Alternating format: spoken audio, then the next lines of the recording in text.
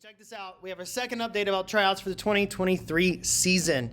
Good news, our games have been pushed back. Okay, so today is open house. It is Thursday the 14th. We were supposed to start on Monday, this coming Monday. That will no longer happen. Our tryouts have been pushed back. We got a whole week of tryouts now, which is what we normally do. And then we'll announce a final roster. And then that next week will be our whole first kickoff of the season. So that looks like this right here, okay? So this is the immediate change. Here we have no practice on Friday. We're not practicing on Fridays because we're doubling up on games. On Monday, no game. So from Monday through Thursday, Wednesday, no game, okay? It's been pushed to the next week. On Monday, Tuesday, Wednesday, and Thursday, this is all gonna be tryouts. Okay, come dressed, come prepared, just like we did on Wednesday. All right, so this is outside playing. Doesn't matter the weather. Okay, garbage bags, Ziploc bags, warm clothes. It's fall, just be prepared.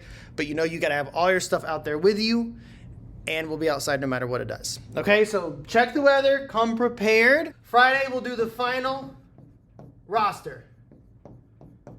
Friday's an early release day. We'll announce it, give everybody a little space and time over the weekend to process.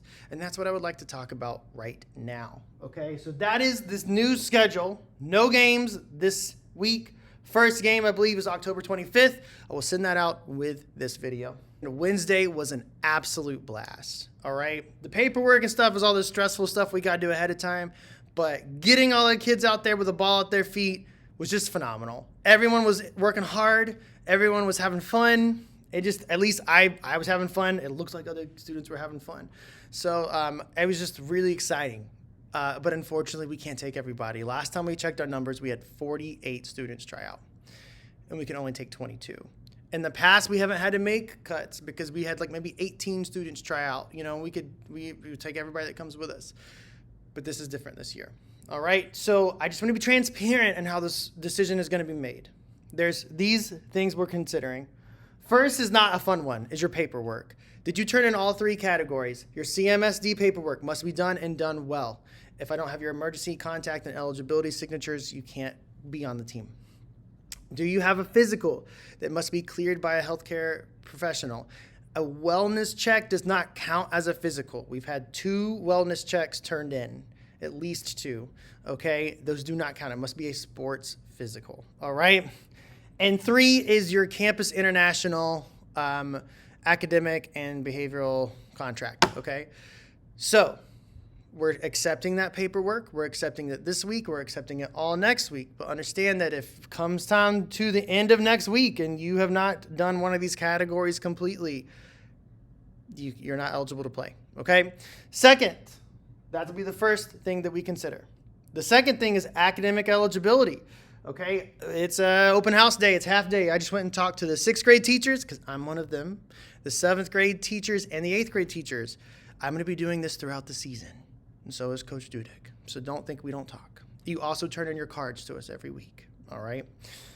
If academic eligibility is a struggle for you and you're just really struggling to participate in class, then that's going to be our second consideration of whether or not you should be on this team.